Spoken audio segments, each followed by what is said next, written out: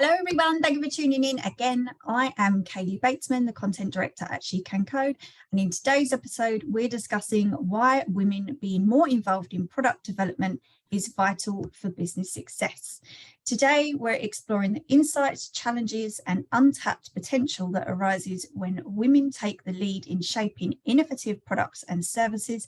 And I've got the fabulous Shadi Rostami, Senior VP of Engineering at Amplitude, to dive into this further with me today. So welcome, Shadi. Lovely to have you with us. Hello, Kaylee. Very excited to be with you and your audience today, and very excited for the conversation. Good. Thank you so much for taking the time out to have a chat with us today. We have got a lot to cover, but we would love to kick off. Can we hear a little bit about your background, how you got into tech, and just a little bit about yourself, please? Sure.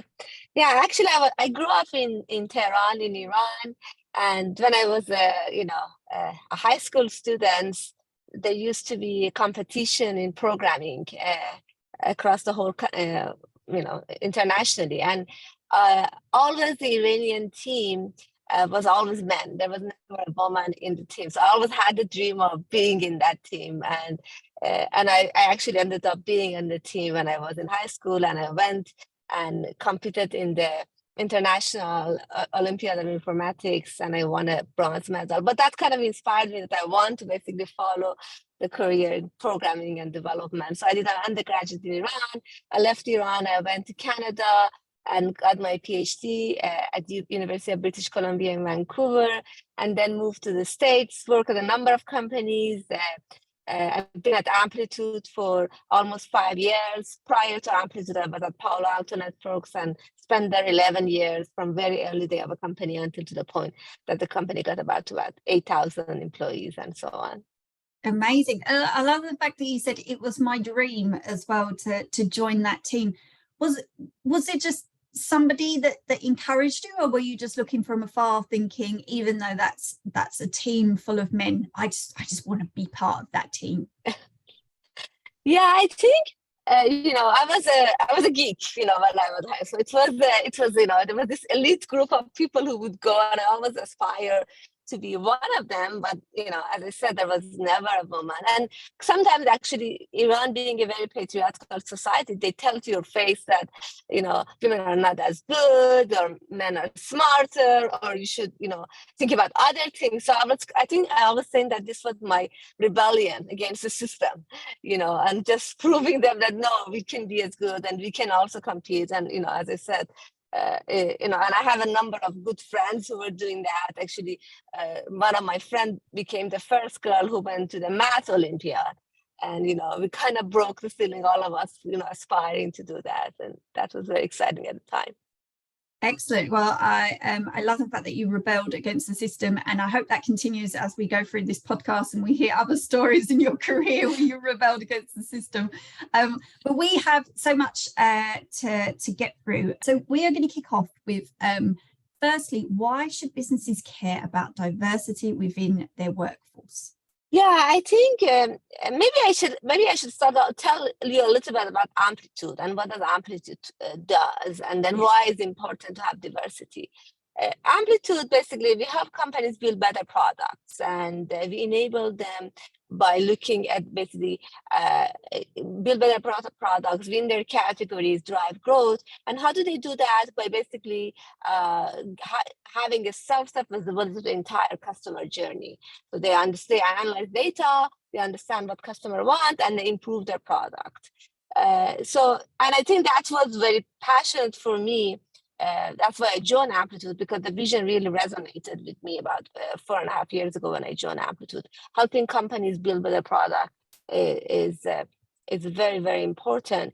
But another aspect of helping build better product, having better business, is having that diversity of thought, understanding how people bring different perspectives. If we all look alike, then we will all agree with each other and thumbs up each other and be good. But if we bring different perspective, then we can basically disagree. We can bring up the perspective. We can get into passionate conversation. And at the end, I always use the term that said the collective brain of the group becomes more than the sum of the brains. So because, I'm discussing with you with a group setting, you bring up an idea, even though might not be the perfect, idea, but that inspires me to build upon that and build something else. And then somebody else builds upon that. And that's how you basically get that amazing outcome for the business. So that's why I think it's so important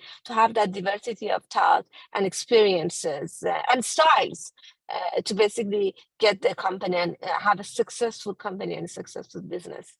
Yes, disagree. How many people would say, it's so important to disagree with your colleagues and with your team, and to have, as the lovely phrase you just used there, a passionate conversation? Because if you don't, then, that's when you get those embarrassing PR failures where somebody has released something and nobody has come forward to say, you know what, in my experience, I wouldn't release that if I were you.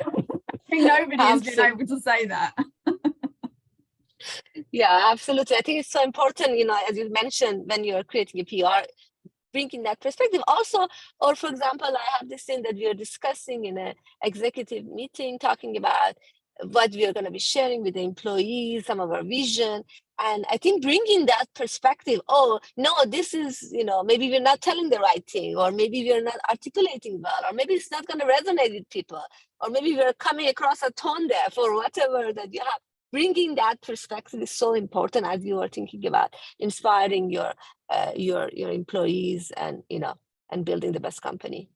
Yes, definitely. And that leads into as well, I wanted to ask you about why is championing women in tech, and more specifically product development, so important for the future success of the sector? And as we've discussed there, without that diversity of thought, I mean, you don't progress as a company, let alone as a sector.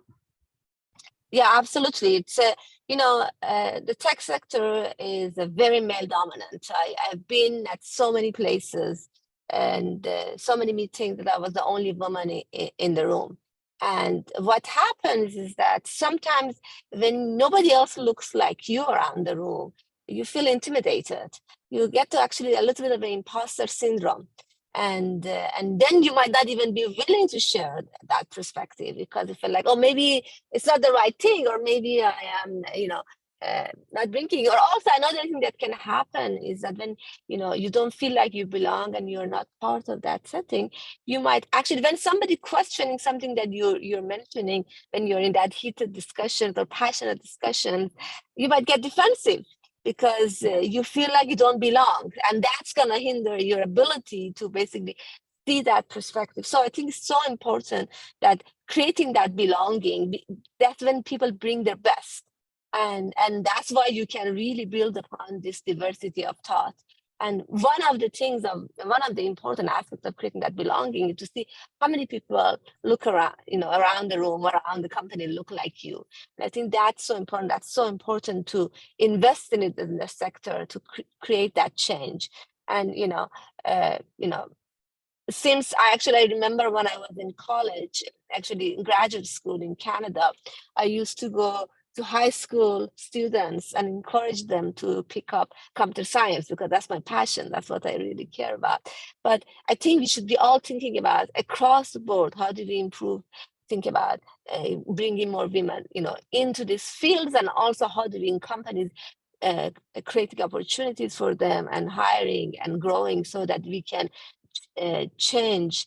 And change takes time, but I think it's very, very important that we really think about it and advocate for it. Yes, definitely. And do you think that is what is putting women off from coming into the industry? If you reach a company or even if you go for an interview and perhaps people don't look like you, or you can't resonate with, the hiring managers, do you think that puts women off? Are there other things as well? Yeah, I think that sense of belonging is such an important feeling. Is that I'm an immigrant, right? So I have experienced that. Do I feel belong here? I think the same thing, as you're going to an interview, you're feeling like, okay, do I feel like I can work with these people? Or when you're in a company or when you're in a group setting, do I feel like I can bring my perspective? Do I feel like I'm valued? And I think that is, if you don't feel like, or if you feel like, you don't belong, again, it hits your, uh, you know, uh, you know, some of your, issues, or not issues, sorry, we should record them in the word issues.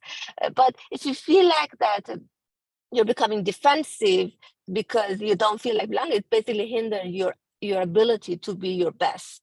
And that's going to impact the company being successful.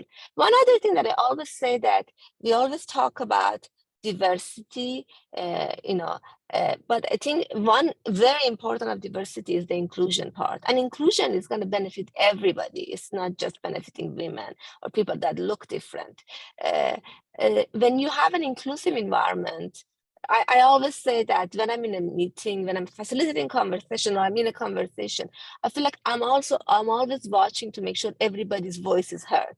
If somebody gets interrupted and they're not able to finish their thought, and I always feel like it's my role to just go and say, oh, Kaylee, you had a thought. Do you want to finish that?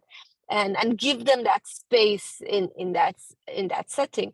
But when you practice some of these and this becomes the culture of the company, then it doesn't only benefit women, it benefits everybody, because now you have an inclusive environment. And as I said, people voice their opinion, build upon each other, and basically can create that value. Yes, and that culture, it doesn't happen overnight, does it? As you say, it's something that you have to work on every day. And for people to really feel like they're part of a culture where they feel included, they feel heard, where you can move forward as a business. That is, I think, that's so important for retaining good talent, isn't it? Because as you said, if you didn't step in sometimes and say, oh, so and so needs to finish their point, there might be a really talented individual in there that just feels like they can't get a word in. So just by stepping in and allowing them that space, which hopefully retain that female or male, whoever it may be, at your company. But yeah, it doesn't happen overnight, does it? No, absolutely. I think it's so important. And again, all of these culture changes is always very gradual. It takes a lot of effort to become part of. It basically become your second nature. You don't think about it. You actually operate that way. To think about that, it's important to operate that. One of my favorite quotes is that like happens when preparedness meets opportunities. And I always tell my leaders who are reporting to me in the engineering organization, your job is to make sure your people get lucky. Our job is to make sure people get lucky. And what does that mean? Prepare them, challenge them, give them a hard problem to solve, get them go out of their comfort zone and grow. But at the same time, be on the lookout to create opportunity for them. Am I creating opportunity for this person so that they can shine and they can be as lucky as you yourself are? So I think that is important. And as I said, when you practice this thing, it benefits everybody, but it benefits women a lot, because historically they have not been given the opportunity. Historically, they have been pushed back. So when you're creating that culture, it's going to benefit significantly. Yes, so everybody has a voice to share. As you said at the start, your experience, see, in the right company, your experience is really valued, especially in product development, because you said at the start about the importance of understanding your customer and your customer base. And if that's not reflected in your workforce, or it is, but they don't feel like they have a voice, then you're not going to move forward. Yeah, absolutely. Do you have any advice for women looking to get into engineering or tech in general? Is there something that you wish you had been told when you started? Yeah. So I think one of the things is that, act like you belong, even though if the environment doesn't look like you, if the environment looks a little bit different than you. And what does that belonging mean? It means that when you're in a meeting, you're there for a reason. And sometimes when I feel intimidated that, I shouldn't maybe voice an opinion, but I say, I am placed here to basically represent that perspective. So that's my job. I have to get out of my comfort zone, speak up here, even though sometimes that can be hard and intimidating, especially when people are not looking like you. So act, like you belong. Make sure that you're representing the perspective, but also be okay to get challenged. That's part of being having that sense of belonging. Don't get defensive. It's okay. We can all learn. We all make mistakes. There's nothing like. And it's part of one of the values that we have at Amplitude, and I really like, is growth mindset. Having that growth mindset, having that I'm going through this, some tough meeting or some tough situation, but I'm growing. And I think, look back, I've had a lot of hard days, and I go back at the end of the week and say, oh, this was a tough week, but no, I learned this thing, and that gives me that satisfaction that helps me keep moving. Because that's what you mentioned, that sometimes when you go through these maybe not best scenarios, you might get disappointed, and you might say, okay, I'm done. I'm going to get out of this company. I'm going to get out of this sector. So think about, some of these positive things that can help you get going, and go back and say, okay, yeah, I grow. I was able to, say that. Actually, I remember very early on in my career, being not a native English speaking, being able to even say my perspective in a cohesive way was an accomplishment. Okay, I could say that, and everybody in the room was able to understand what I was saying. So create those moments of giving yourself satisfaction so that you can go on and with that growth mindset. The other thing that I think is important is have mentors and ask people to basically help you, give you advice, strengthen your skill set, whether it's soft skills or whether it's technical skills. We always have to be constantly learning and growing.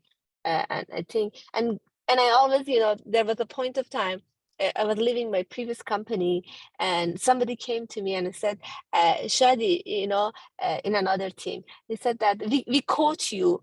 When he was saying goodbye to me, I said, what do you mean you coach me? He said that in the meeting, you always say, for my curiosity or for my education, can you please explain this case to me? And I think, of course, he was telling me that was very good because it puts other people at ease. The reason that you're asking is just to curious, but really it was mainly because I was curious. I always want to learn. I know that there are so many things I don't know, and even though I might be head of engineering, but there are so many things that I can learn. So being in that mindset, I think it is very important. But one thing that I always want to mention, that being in a STEM field, in tech field, of course, hard skills and technical skills is very, very important, but soft skills are so critical too. And sometimes people overlook that, and I think, creating, how do we collaborate with each other? How do we communicate? How do we, create, content? And, even though I'm writing code, but how do I write a proper, design documents or whatever that can help other people understand? And I always say that, the most exciting things that human beings do is problem solving. So critical thinking is a very, very important part of any skill, any job that we do. So there's a lot of these things that I think you should be, as somebody, that are thinking about your career, say, am I growing in all of these aspects? And which one? And the other thing that I always say is that figure out what is your superpower and what is it that you bring to the table. So how can you double down on that? I actually, I joke with my friend, and I said, many years ago, I'm a good coder, but I'm not a good cook.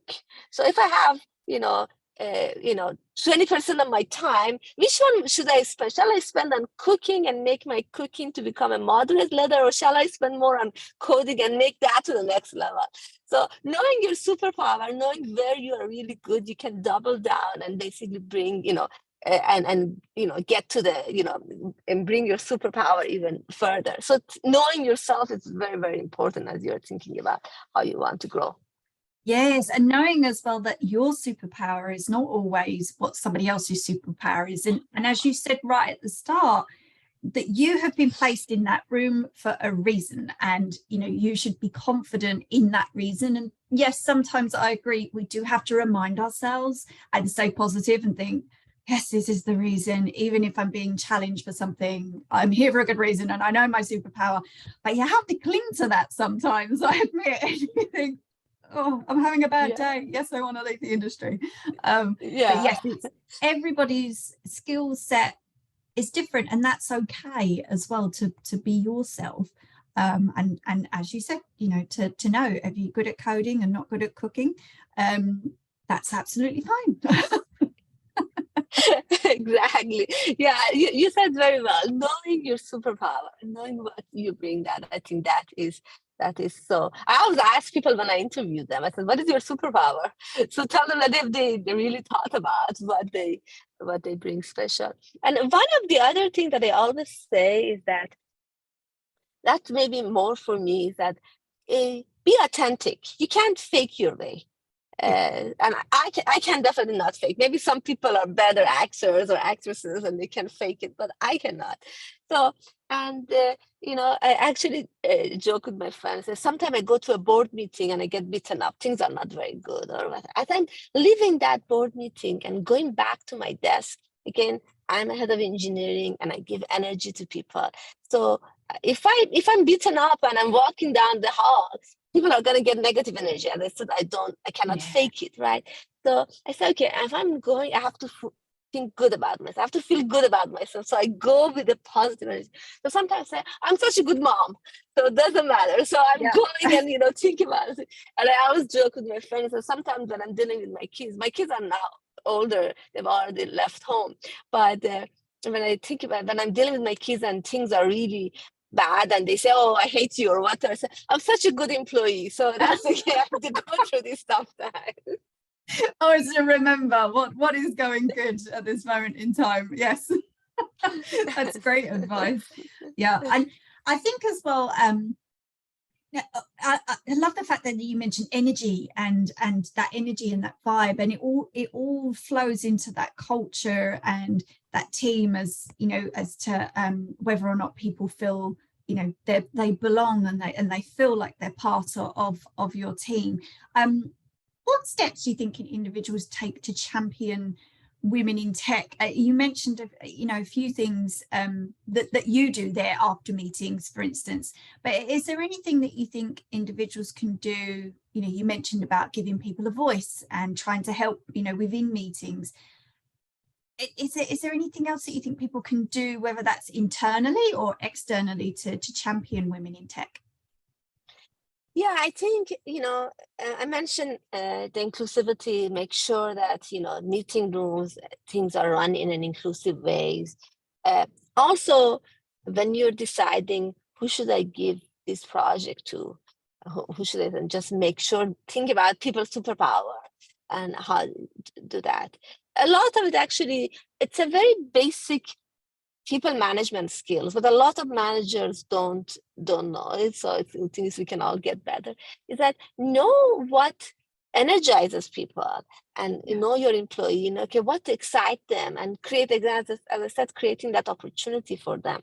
It's so important. If a person has a passion of eventually becoming a manager, first of all, understand why. And then if you think that and then look at the create opportunity within the company. Okay, I need a tech lead. Maybe she can be the tech lead that drives this thing, and then eventually gets on her career goal of being a manager. Mm-hmm. Or if if somebody has passion of driving some socially impactful thing, create an opportunity for them to do that. So I think it's very, very important that we constantly think about how we creating opportunity for people. But at the same time, and I think I used the example of manager, the leaders really set the tone. So I think it's very important that as leaders, that you're setting the tone for the entire thing. And actually, I always say that what is the battle I'm making sure that I want to pick up, and I want to make sure I advocate. And, for example, for me, inclusivity is one of the most important things. And I think because if as a leader, if I'm not setting that, and if I'm not leading, then, it's just going to be pure talks, and it's not going to be happening. You're Yes. leading by example of what you're doing in meeting and your normal day-to-day activities. And it's So I not all think, talk either, as you said. You said, the example, you're setting the example, because sometimes talk really is cheap, and you can say something as a leader, but if you're not doing it every day, your team will pick up on that and think, well, why do I have to do that if you're not doing that? So yeah, absolutely, it's not just what you say, it's how you lead, and set an example to set the tone for your team, which is so important.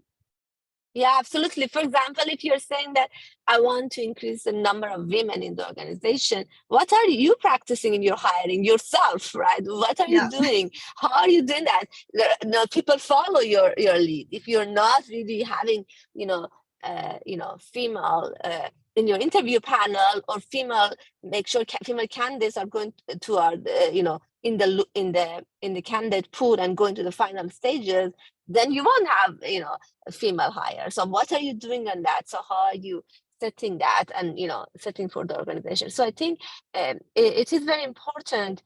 And also, that's another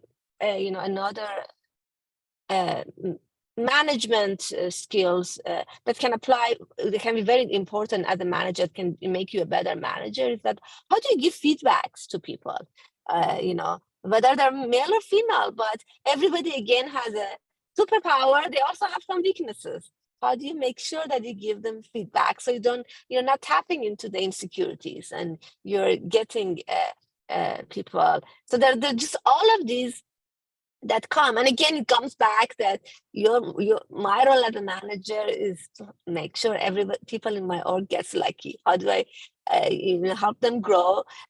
How do I help them get out of their comfort zone, take another challenging job? And how do I create opportunity for them? I think that is the motto that I have. And one of my other quotes, I feel like I'm giving too many quotes, but one of my other quotes is, perpetual optimism is a force multiplier. So being an optimist, being that we can do the change, whether it's a cultural change, whether it's delivering functionality, whether it's winning in a deal, all of these is about being optimist and thinking about that. I can do it. We can make that happen, and then you can be successful when you set your mind to it. Yes, I absolutely love that. I think it's something that definitely from the top trickles down. And as you said, before, that just sets the tone for the way that the team thinks and how they approach their day to day as well. Even when things go wrong and projects, occasionally they go wrong, and that also sets the tone of how they pick themselves up after things have gone wrong, and continue to move forward, instead of just thinking, that's it, I must leave, I'm going to renew my CV and off I go, which again, you lose good talent. So for those, there are still few women in the tech industry, and particularly in product. But for those women within the industry, how do they advocate for themselves? Yeah, I think, again, it goes back to be feeling the belonging, right? You belong here. You're here for a reason, and be confident that I can do it. Always, there's a terminology that people say, be hungry, Yes. Be willing to do more, and I think it goes back to, not being satisfied. Actually, my daughter, she's studying computer science. She's doing an internship right now. She finished her second year. I go tell her and say, how's your project doing, or internship project? She says, it's going well. I say, are you asking for more? Are you satisfied that, okay, finish my project and they're happy? Are you going, and are you hungry enough? So I think that goes back, that because people pick up that, Kelly is willing to do more. So she's finished this, so she's done a good job, but she's willing to do more. So when the next new exciting project or opportunity comes, I have Kaylee in mind, that I know that she's told me that she has the capacity. So I think it's very important to be showing your ability to learn and grow and take on more and be hungry.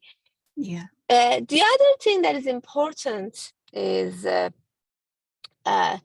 not only advocating for yourself, advocating for other people. Again, being that voice, so that it's not just you. So creating, lifting everybody with you. And it's not only for women, it can be other marginalized group and so on and so forth. But one last thing I want to mention, and hopefully nobody gets to that, but sometimes you have to change your environment. Sometimes it might not be working, right? And sometimes be okay. Don't think of it as a failure.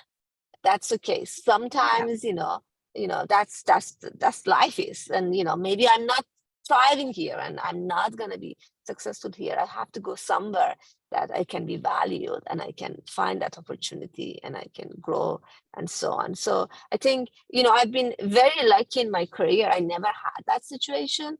But I can totally see that if I'm somewhere that I feel like that I'm not valued and I'm doing all of these things, but I'm being pushed aside, that at some point I might decide that. And I know giving up is very, very hard to do. You don't want to give up, but sometimes, changing the environment, going somewhere else that you can be valued is important. And before it's too late as well. And I've had ladies on here who have been in that situation, and they said, when I did decide to leave, change my environment and try something new, it was the best thing I ever did. And as you said there, it's not a failure. It's just thinking of it as, well, I'm not going to do that again. That's not for me. I'm going to try something else. Or, I don't work in that type of environment and culture, but a lot of other people are thriving in that type of business, and that's absolutely fine too. It's just not for me. And I did have a lady on here who said to me, it's the best thing I ever did, not leaving it too late, so it didn't really knock my confidence. And I just she figured out her superpower and she moved on, and she did something brilliant at a different company where she could really thrive. But yeah, it takes a while to figure out as well, I think, throughout your career, to try and navigate where it's best for you. Absolutely. Actually, I'm going to give a personal story, but it's not about career. It's maybe a little bit too personal, but I'm divorced. So when I was going through divorce, I was actually deciding, shall I stay? Shall I leave? It was a very hard decision. It's a very, very important decision. I had 2 kids. And I remember I talked to a therapist, and the most important advice that she gave me is that in any decision that you're making, think whether the decision is love-based or fear-based. If you're deciding to stay, it's because, I love this environment, I can make those stay. But if you're deciding to stay because you're afraid of being alone or you're afraid of things happening, then you're making bad decision. And I think that becomes a very important thing for my decision, but important everywhere else. Again, as you're deciding that, shall I stay or shall I leave this environment? Make sure that it's not based on fear. It's not based on, I'm not going to able to find a job. I'm staying here because, I love it. I feel like that I can be challenged. I can grow here. I can, I have that, then stay. If you are making decision based on fear, usually they're not the best decisions. Yes. But I love that, because it really is just that black and white. As long as you remove the emotion from everything and just think of it as, yes, I'm making this decision in life, in love or in fear, then it becomes very clear as to where you should be next, and how you should be spending your time. I love that. That's great advice. We're going to talk a little bit about representation at the top, because we obviously need more female representation at the top, but what more can be done to help women into leadership roles? You touched upon it a little bit there about encouraging women through the ranks, and basically just remembering to look behind you and pull others up behind you as you go. Is there anything else that you think we could encourage women into leadership roles? Yeah, I think there are 2 aspects. One is that encouraging women to advocate for themselves, helping them grow, seek out mentorship, seek out groups so that they can find that space.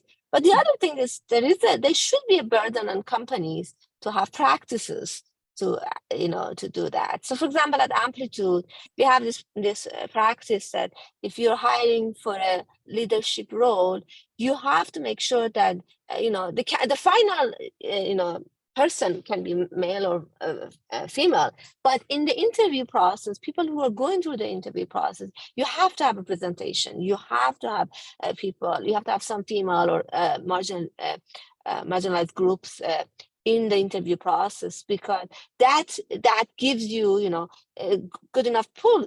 Of course, hiring is always challenging and it's always hard, but do the extra work, right? Do the extra work. Don't go over the easiest path. Do the extra work, get people, and then you can find who's the best person for your need for your company. So and again, it goes back to leading by example. If you're doing that at the top and going that extra mile, people follow that. Okay, now I need to also go a little extra miles and take the effort. So all of these are very, very important. Some of these practices and policies and so on, as well as creating opportunity to make sure that we have more representation at the top. And do the extra work. Yes, there are some companies, a company like yourselves, you do the extra work. Some who don't, they'll hear other companies say things like, oh, over half of our management team, we've managed to get to a 50-50 split. And then I think other companies think that just happens by magic. As you said, it doesn't happen by magic. You have to do the extra work to get there, and just be mindful of that. Just as you said, even ensuring that pool, by the time that that people are reaching final interview stages, that pool is diverse, to give everybody an equal chance. And then obviously the best candidate gets the job, but you need to ensure that talent pool is diverse in the first place, and that doesn't just happen by magic. Absolutely, yes. It doesn't happen by magic, but if you want to build the best company, you have to work hard and do the extra mile and go for that. Actually, one of the things when I'm very proud of my staff in the engineering staff meeting is that because it's a very diverse group of people, not only gender diversity or racial diversity, the thought diversity. People are bringing so many different perspectives, and somebody is very extroverted, somebody is very introverted. So we are figuring out bringing that perspective. I think so important as you're building the right company and building the best team. Yes, and you mentioned a little bit there about your interview process at Amplitude and the pooling of candidates. What do you think businesses can do to develop their own diverse workforce? Obviously, that's one area. Do you think there's anything else that businesses could do? Yeah, I think one thing that is important is to have more diverse workforce, right? So investing in earlier on.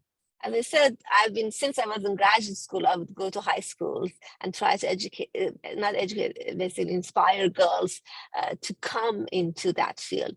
So companies can invest in creating, fundings or programs or hackathons or something to get people excited at an earlier age. So I think it's very important not to forget about the top of the funnel, the earlier age people bringing into that.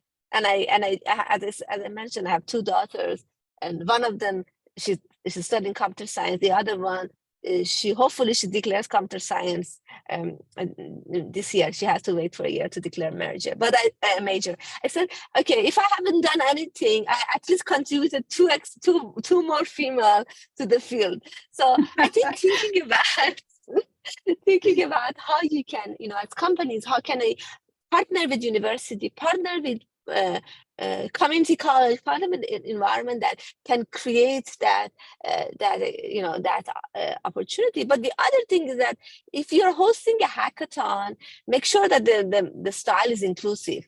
Make sure that female, because it's when it's very easy that if you are if you're an underrepresented part of underrepresented group and nobody looks alike like you, and it's very easy to get discouraged, especially when you're earlier in your. So having that mindset and always thinking about that is very important. If you're getting, for example, one thing that's very important for Amplitude is that our, as I said, top of the funnel of our employees are usually interns. We get interns and they like it and they come back, eventually becoming employees. So how diverse is your group of interns? How are you going and seeking them out? And when they come, what kind of experience are you creating for them so that they like and they stay? Yes, that experience that you're creating, and remembering to ask them for feedback on that as well, because that's something that companies forget as well. You go in and nobody asks you, are you enjoying your experience? Can we change anything?